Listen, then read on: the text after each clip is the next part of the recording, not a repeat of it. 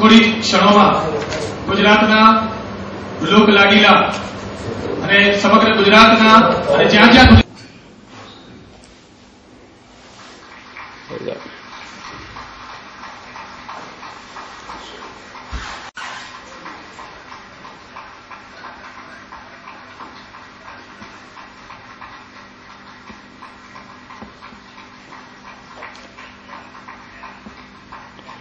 પરાગભાઈ શરૂ કરો. સાહેબને આપણે અહીંયા ઉપસ્થિત થવાનું કહ્યું હતું. અત્યારે પણ એવું જ લાગે છે કે આપ અમારી વચ્ચે ઉપસ્થિત છો. આ ઘટના અમારા માટે ખૂબ જ કાર્યક્રમ આગળ વધારવા અને આપનું સ્વાગત કરવા માનનીય અમારા પ્રમુખ શ્રી અશોકભાઈને વિનંતી કરું. રશ્મ સાવ જુદી અને રિવાજ સાવ નોખા.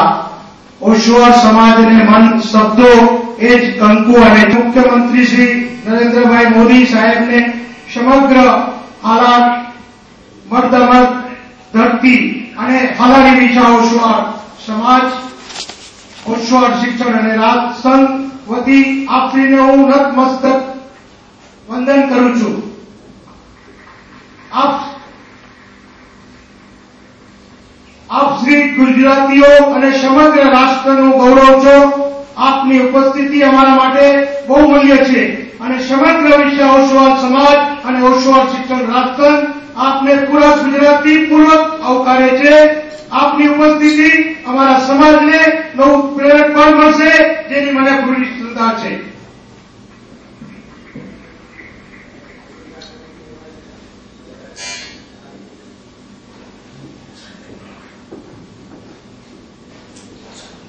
કાર્યક્રમની આપણે નાનકડી નોકરી આપું કે કઠણ ધરતીને ઉઠલાવી શકે એ કરે છે ઈસ્ટ આફ્રિકામાં. અને આ 13,000 ઓશવાળોએ તમને ખૂબ ખૂબ યાદી આપી છે. અમે ઘણીવાર તમારી વાતો એ કરીએ છીએ અને અમે ગૌરવ લઈએ છીએ કે તમે ગુજરાતને આગળ લઈ આવો છો અને અમે એમાં બહુ ગૌરવ લઈએ છીએ અને અમે ખૂબ ખૂબ ખૂબ પ્રાર્થના કરીએ છીએ કે તમે હજી આગળ વધો અને હજી ગુજરાતીઓને આગળ વધારો. Thank you Narendrabhai, thank you very much. કેન્યાના ચુનીભાઈ પણ એક ખૂબ જ અગ્રગણ્ય એમના બોર્ડ સાથે જોડાયેલા છે. ચુનીભાઈને 2 મિનિટ એમની ભાવના વ્યક્ત કરવા આપું છું.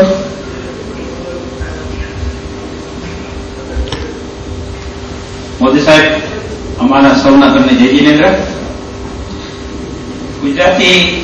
ગુજરાતી તરીકે અમે ખરેખર ગૌરવ અનુભવીએ છીએ કે તમારા જેવા અમને લીડર મળ્યા છે. ગુજરાતમાં છેલ્લા ઇન્ફ્રાસ્ટ્રક્ચરનો જે વિકાસ જોઈએ છીએ, ગુજરાતમાં આવીએ ત્યારે ગુજરાતની જે મહત્તા જોઈએ છીએ, ગુજરાતની જે પ્રોગ્રેસ જોઈએ છીએ, એનાથી અમને ગદગદિત થાય છે. ખરેખર જ્યારે જ્યારે ગુજરાત આવીએ ત્યારે આનંદ થાય છે. તમે જે કંઈ કરી રહ્યા છો એનાથી અમે વાકેફ તો હંમેશા હોઈએ છીએ. તમારી સ્પીચો તો સાંભળતા જોઈએ છીએ.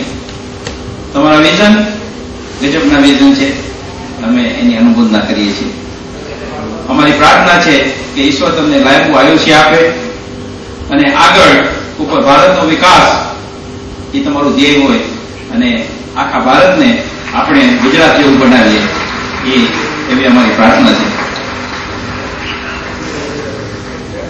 वाजपेयी साहब ने एक शेर हूं तुम्हारी प्रशस्ति में कहूं छू, वक्त की आवाज के साथ हम चलते जाएंगे, वक्त की आवाज के साथ हम चलते जाएंगे, हर कदम पे हम जिंदगी का रुख बदलते जाएंगे. Thank you.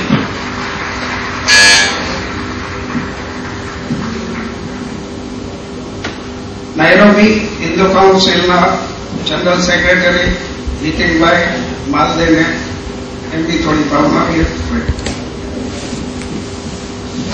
જય જય ગણી ગુજરાત.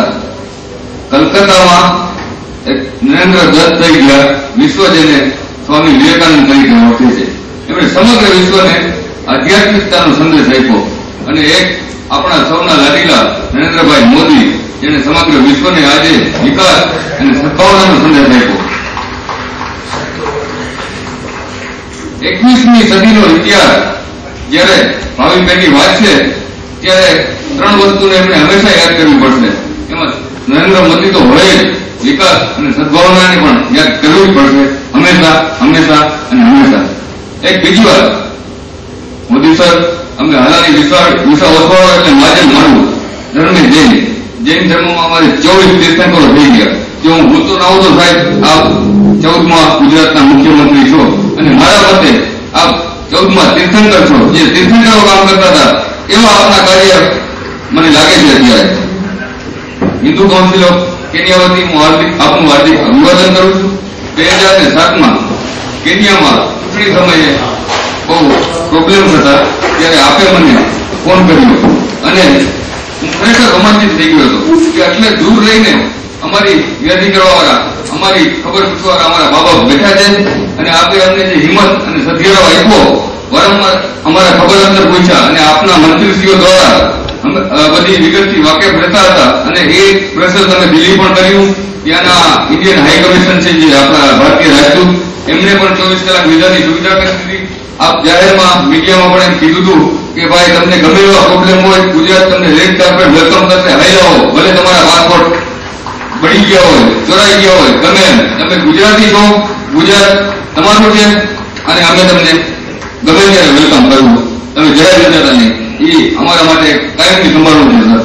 ત્યારબાદ ગુજરાતના પ્રતિષ્ઠિત વ્યાપારીઓનું ડેલિગેશન લઈને આપ કેન્યા પધાર્યા હતા અને કેન્યાના પ્રમુખ, કેન્યાના પ્રધાનમંત્રી અને બીજા ત્યાંના બિઝનેસમેનોના આપ મહિલા, આપે ગુજરાતના વિકાસની જે બધી ત્યાં વાતો કરી અને એ લોકોને તમે આમંત્રણ આપ્યું કે તમે આવો, ગુજરાતમાં જે વિકાસના ઘોડાપુર જે એરિયા છે એનો તમે આનંદ લૂંટો. અને ખરેખર ત્યાર પછીની નેક્સ્ટ જે ગ્લોબલ એનઆરઆઈ મીટ જે તમે બોલાવી હતી એમાં ત્યાંથી બધા જોવા આવ્યા અને ગુજરાતનો વિકાસ ખરેખર ગદગદિત થઈ ગયા.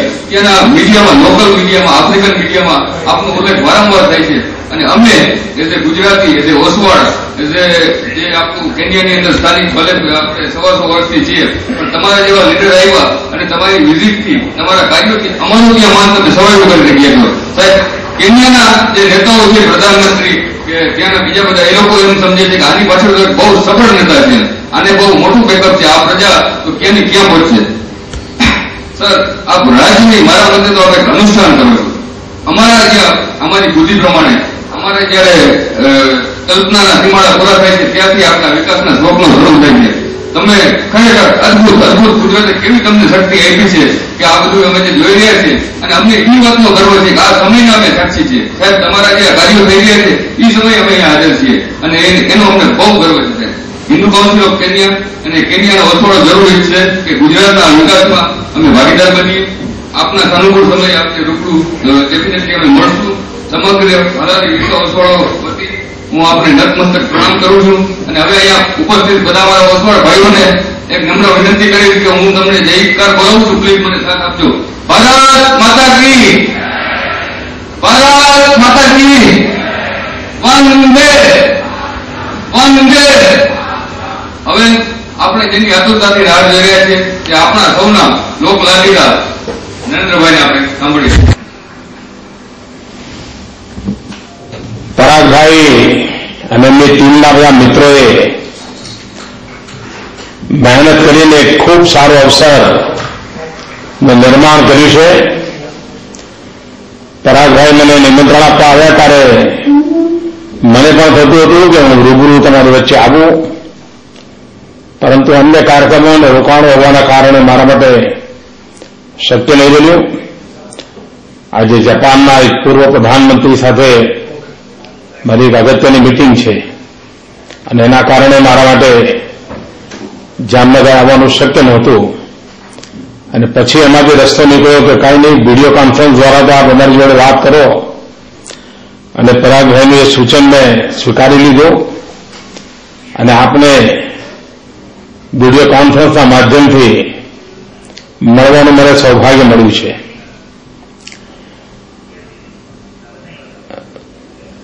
વિશાળ ઓસવાળ સમાજ, દુનિયાના તમે કોઈ પણ દેશમાં જાઓ અને સહેજ પરિચય થાય ને હું તરત જ પૂછું કે તમે જામનગર જિલ્લાના, તો બધા ડોકું દેખાડે હા જામનગર જિલ્લાના. પછી હું પૂછું લાલપુર જા તો કે હા લાલપુર જા. મોટા ભાગના 50-52 ગામના જ સૌ સ્વજનો વિશ્વભરમાં પથરાયેલા છે. બહુ ઓછા લોકોને ખબર હશે કે જ્યારે 1965ની લડાઈ થઈ એ વખતે વિદેશમાં રહેતા ભારતીયો, એમાં ખાસ કરીને આફ્રિકામાં, એમાં ઓસવાળ સમાજ, એને ભારત સરકારને કહ્યું હતું કે એક દિવસના યુદ્ધનો ખર્ચો અમે ઉપાડીશું. આપણને ખબર છે એક દિવસના યુદ્ધનો ખર્ચો કેટલા વિમાનો પડતા હોય અને કેટલા નુકસાન થતા હોય. અને એમાં મુખ્ય ઇનિશિયેટિવ લેનાર ઓસવાળ સમાજ હતો. અને હિન્દુસ્તાનના બધા લોકોને એક નવો ઉત્સાહ અને પ્રેરણા મળેલી ઘટના એ સમયે લોકજીવી ચર્ચાતી હતી. ગુજરાતમાં જ્યારે ભૂકંપ આવ્યો ત્યારે ભૂકંપના સમયે હિન્દુસ્તાનના અન્ય રાજ્યોને જેટલી પીડા હતી એટલી જ પીડા વિશ્વભરમાં પથરાયેલા ભારતીયોને, એમાં પણ મુખ્યત્વે નેતૃત્વ ખાસ કરીને આફ્રિકાના દેશોમાં ઓસવાળ સમાજનો હતો. બધા જ લોકો, અમારા ચુનીભાઈ, હરિયાણા, બધા લોકો એ વખતે સંપર્ક કરતા હતા અને બધા જ લોકોએ એટલી બધી મહેનત કરી અને આખા કામને પાર પાડ્યું. આજે પણ હિન્દુ કાઉન્સિલ ઓફ કેન્યા તેના જાહેર જીવનમાં, તેના રાજકીય સામાજિક જીવનમાં એનું ખૂબ મોટું સ્થાન છે. અને એમાં જે નીતિનભાઈ બધા મિત્રો જે રીતે યોગદાન આપી રહ્યા છે અને એનો ખૂબ મોટો પ્રભાવ છે. અને આ બધાથી હું ભલીભાંતિ પરિચિત છું. તો આપ સૌને મળવાની તક મળી. ગુજરાતે વિકાસનો રસ્તો અપનાવ્યો છે અને 21મી સદીનો આ પહેલો દસકો વિકાસની હરણફાળનો દસકો બની રહ્યો છે. કોઈ કલ્પના ન કરી શકે એટલી બધી નવી નવી ઊંચાઈઓ ગુજરાતે પાર કરી છે. 2001-2માં જુઓ તો ગુજરાતમાં માત્ર 11 યુનિવર્સિટી હતી. આજે 41 યુનિવર્સિટી છે. કોઈ કલ્પના કરી શકે કે 40-50 વર્ષમાં જે કામ થયું હોય એના કરતાં અનેક ગણું કામ વધારે 10 વર્ષમાં થઈ ગયું. વર્તમાન જીવનમાં પ્રગતિ કરવી હોય તો વીજળીનું મહાત્મ્ય મોટું છે. ભૂતકાળમાં તમે જયારે આવતા હશો ગામડે તો તમારા છોકરાઓ જોડે આવવા તૈયાર નહીં થતા હોય. વિદેશથી આવો ત્યારે તમારા છોકરાઓ કહેતા હશે ત્યાં ક્યાં જાય, લાઇટ નથી હોતી, પંખો નથી હોતો, કેવી રીતે રહીશું. આજે તમે આવતા હશો તો જોતા હશો 24 કલાક વીજળી ગુજરાતના ગામડામાં પણ ઉપલબ્ધ છે. અને એનો લાભ વિકાસમાં મળ્યો છે. ગામડાના જીવનને બદલવામાં વીજળી એક મોટું કારણ બની છે.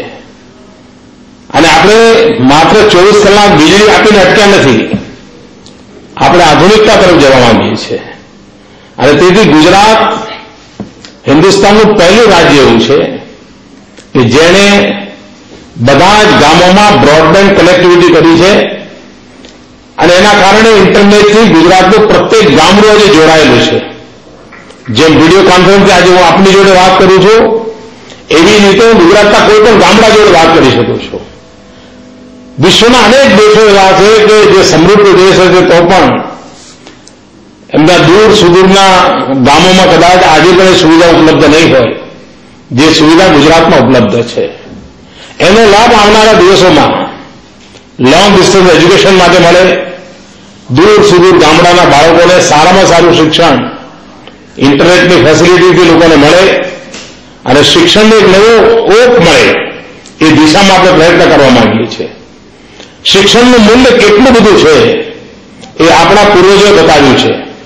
ઓસવાળ સમાજ આજથી 74 વર્ષ પહેલા શિક્ષણની સાધના આરંભે અને એક મોટું વટવૃક્ષ બનીને કેટલા બધા લોકોનું જીવન એને બદલ્યું હશે. અહીં પણ બેઠેલા મોટા ભાગના લોકો એવા હશે કે જેમને આ શિક્ષણ સંસ્થાનો લાભ મળ્યો હશે અને શિક્ષણ સંસ્થા એમનું જીવન બદલ્યું હશે. અને તેથી ગુજરાતે મોટો પાયો જે નાખ્યો છે હમણાં એ શિક્ષણના વ્યાપનો, આધુનિક શિક્ષણનો, ટેકનોલોજી આધારિત શિક્ષણનો, ટેકનોલોજી શિક્ષણનો, જેથી કરીને આપણી નવી પેઢી આવનારી બધી તકોને ઝડપવા માટે સામર્થ્યવાન બને. કોઈ પણ તક આપણી પેઢીના હાથેથી છૂટી ન જાય એવી તૈયારી આ પેઢીથી થાય એ દિશામાં આપણે પ્રયત્નરત છીએ. ગુજરાતનો 1600 કિલોમીટરનો સમુદ્ર કિનારો ભૂતકાળની અંદર કચ્છ સૌરાષ્ટ્ર છોડીને લોકો ગયા કેમ? આજથી 100-150 વર્ષ પહેલા આપણો સમાજ હિજરત કેમ કરી ગયો? અને આફ્રિકાના દેશોમાં એ વખતે કઈ સમૃદ્ધિ નહોતી કમાવા ગયા હોય, પણ પેટલું રળવાની સ્થિતિ હતી એ દિવસોમાં. ગુજરાન કેમ ચલાવવું, પરિવાર કેમ ચલાવવું, એવી કઠિન પરિસ્થિતિમાં બધા ગયા. કારણ 1600 કિલોમીટરના સમુદ્ર કિનારે રસ્તા સમાજને એમ લાગતું હતું કે આ દરિયો છે, હવે તો અહીંયા શું કમાશું આપણે? ખેતી નહીં થાય, ધંધા રોજગાર નહીં થાય, કેવી રીતે ચાલશે? જે એક જમાનામાં બોજ લાગતો હતો, દરિયો આજે આપણે અવસરમાં પલટી નાખ્યો છે. 1600 કિલોમીટરના સમુદ્ર કિનારે પર બંદરોનો વિકાસ એક પ્રકારે હિન્દુસ્તાનનું પ્રાઇવેટ કાર્ગોનું 80% કાર્ગો અને ભારતના જનરલ કાર્ગોનું 35% કાર્ગો આજે ગુજરાતના બંદરોથી ચાલી રહ્યું છે. આપ કલ્પના કરી શકો છો કેટલાક આપણા બંદરો ધમધમતા થવા માંડ્યા છે. ગુજરાતના બંદરો આજે હિન્દુસ્તાનની સમૃદ્ધિનું પ્રવેશદ્વાર બની ગયા છે. અને તેથી હવે કચ્છ કાઠિયાવાડના વ્યક્તિને ગુજરાત છોડીને જવું પડે એ દિવસો રહ્યા નથી. હવે તો સ્થિતિ એવી આવી છે કે જે ગયા છે અને આવવા ઈચ્છે છે તો એમના માટે ઉત્તમમાં ઉત્તમ અવસર ઉભો થયો છે. ઉત્તમ અવસર ઉભો થયો છે. વિશ્વભરમાં પથરાયેલા ભારતીય સમાજના લોકો મને મળે તો એક વાત કરતા હોય ભલે કદાચ અમે ત્યાં હવે ગોઠવાઈ ગયા છે એટલે છોડીશું નહીં, પણ અમે એક પગ તો હવે ગુજરાતમાં રાખવા માંગીએ છીએ. કારણ ગુજરાત એવી સ્થિતિ પ્રાપ્ત કરી છે, દરેક એક પગ ગુજરાતમાં રાખવા માંગે છે. અને એક પગ મૂકો તો બીજો પગ ક્યારે આવી જશે કહેવાય નહીં.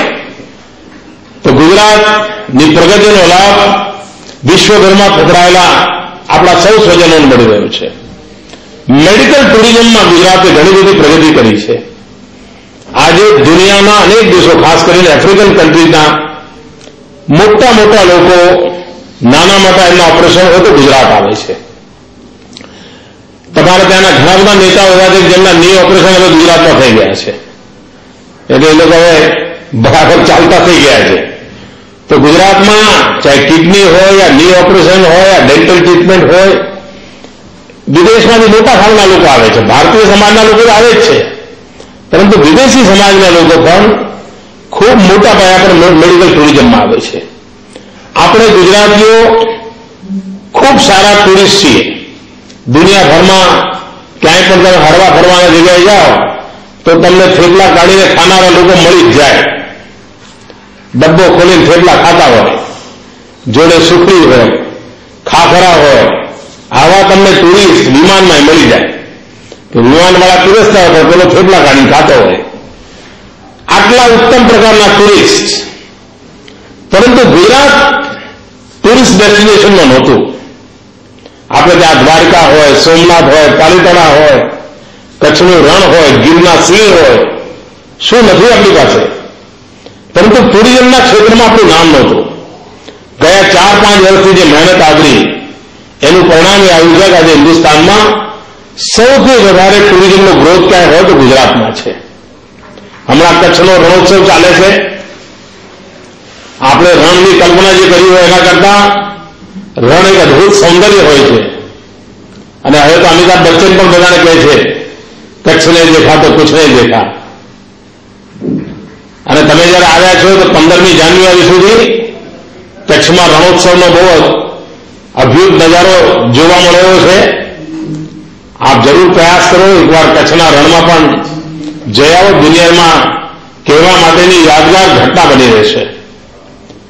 ગુજરાત અનેક રીતે પ્રગતિ કરી રહ્યું છે. કૃષિ હોય, આરોગ્ય હોય, શિક્ષણ હોય, ઉદ્યોગો હોય, ગુજરાતે નવી નવી ઊંચાઈઓને પાર કરી છે.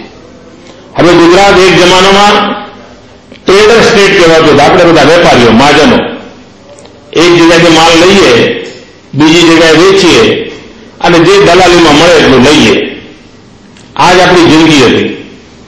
એમાંથી બહાર નીકળીને આજે ગુજરાત ઔદ્યોગિક રાજ્ય બની ગયું છે. ઔદ્યોગિક રાજ્યની યાત્રામાં પણ એક સમય એવો હતો કે ગુજરાત માત્ર કેમિકલ અને ફાર્માસ્યુટિકલ ક્ષેત્રમાં જાણીતું હતું. પણ આજે ગુજરાત ઓટો હબ બની ગયું છે. એન્જિનિયરિંગ ફિલ્ડની અંદર ગુજરાતે મોટું યોગદાન કર્યું છે અને એના કારણે આપણા જવાનીઓને રોજગાર માટેની મોટી તકો ઊભી થઈ છે. દુનિયાની મોટામાં મોટી જાણીતી કંપનીઓ હવે ગુજરાતમાં કાર ઉત્પાદન માટે આવી રહી છે. નજીકના ભવિષ્યમાં 50 લાખ ગાડીઓ ગુજરાતમાંથી ઉત્પાદન થાય એ દિશામાં આપણે આગળ વધી રહ્યા છીએ. આપ કલ્પના કરી શકો છો કે દુનિયામાં ભવિષ્યમાં જ્યાં પણ ગાડીઓ ફરતી હશે, જેમ આજે તમે હીરાને હાથ લગાવો તો તમારે માનવાનું કે 10માંથી 9 હીરા એવા હશે કે જેને કોઈ ગુજરાતીએ ઘડ્યા હશે.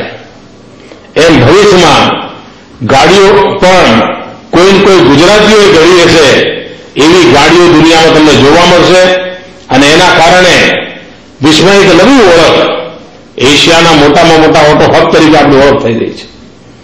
સોલાર એનર્જી ક્ષેત્રમાં આફ્રિકા કંઈ કરવા માંડ્યું છે. ગુજરાત આજે સોલારનું વર્લ્ડ કેપિટલ બની રહ્યું છે. સોલાર એનર્જીમાં ગુજરાતે ખૂબ મોટું હરણફાળ કરી છે. દુનિયાનો સૌથી મોટો સોલાર પાર્ક ગુજરાતમાં આકાર લઈ રહ્યો છે. એક જમાનો હતો કે ધોમ ધકતો તાપ આપણને અખવાવતો હતો, આપણે પરેશાન હતા. એ ધોમ ધકતા તાપને ઉર્જામાં પરિવર્તિત કરીને સમૃદ્ધિના નવા ક્ષેત્રમાં પગપેસારો કરવા માટે આપણે એ જ ઉર્જાનો ઉપયોગ આવ્યો છે. દુનિયાનો સૌથી મોટો સોલાર એનર્જીનો પાર્ક ગુજરાતમાં બની રહ્યો છે. તો અનેક ક્ષેત્રોમાં પ્રગતિની નવી નવી ઊંચાઈઓ પાર કરવામાં આપણે કામ કરી રહ્યા છીએ. ઓસવાળ સમાજ એની સેવાવૃત્તિ માટે જાણીતો છે, લોક કલ્યાણના કામો માટે જાણીતો છે. હિન્દુસ્તાનમાં ક્યાંય પણ સંકટની ઘડી આવી હોય અને દુનિયામાં આપણો પથરાયેલો સમાજ આગળ ના આવ્યો હોય એવી કોઈ ઘટના નહીં હોય, એવી એક પણ ઘટના નહીં હોય. તો આવા ઉત્તમ કામ કરવા માટે અને આનંદની વાત એ છે કે જ્યાં જ્યાં ઓસવાળ સમાજ છે ત્યાં આજે પણ ઘરમાં ખાવાનું ગુજરાતી મળે છે, ભાષા ગુજરાતી બોલાય છે અને તહેવારો બધા જ ઉજવાય છે. વિશ્વમાં બધે જ આ બાબતો ઓસવાળ સમાજના મિત્રોએ સાચવી છે. કોઈ 100 વર્ષ પહેલા ગયા, કોઈ 150 વર્ષ પહેલા ગયા, તેમ છતાં પણ આ ઉત્તમ પરંપરાઓને એમને એમ જાળવી છે.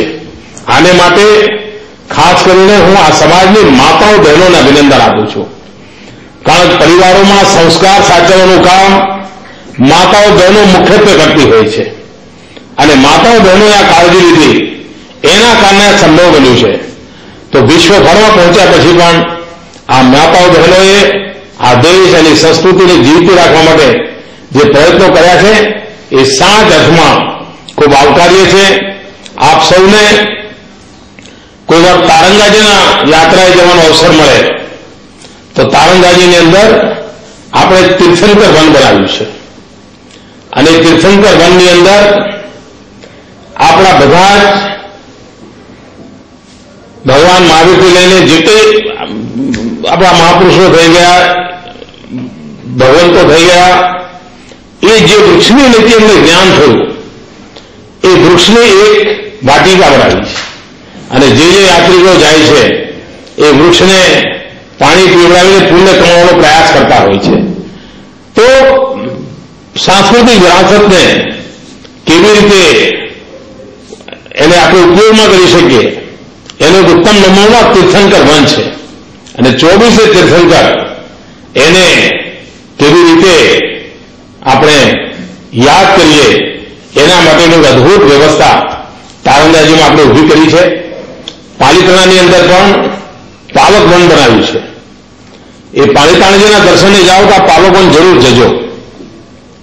એ પાવક વનની અંદર ભગવાન મહાવીરે પ્રબોધેલી જે બાબતો છે એને વટવૃક્ષોના માધ્યમથી કેવી રીતે લોકો સામે મૂકી શકાય એનો એક બહુ વૈજ્ઞાનિક પ્રયાસ કર્યો છે. આયુર્વેદ વન છે, એમાં શરીરને ઉપયોગી એવી કઈ કઈ ઔષધીય ઉપલબ્ધ હોય છે, દવા, વૃક્ષો, એનું ત્યાં આગળ નિરૂપણ કરેલું છે. તો બાગ બગીચા લોક શિક્ષણને પણ આપણી મહાન પરંપરાઓ સાથે જોડીને લોકોને કેવી રીતે એનો લાભ મળે એ દિશામાં પ્રયત્ન કર્યો છે. આજે ઓસવાળ સમાજના સૌ મિત્રો જોડે મળવાની તક મળી.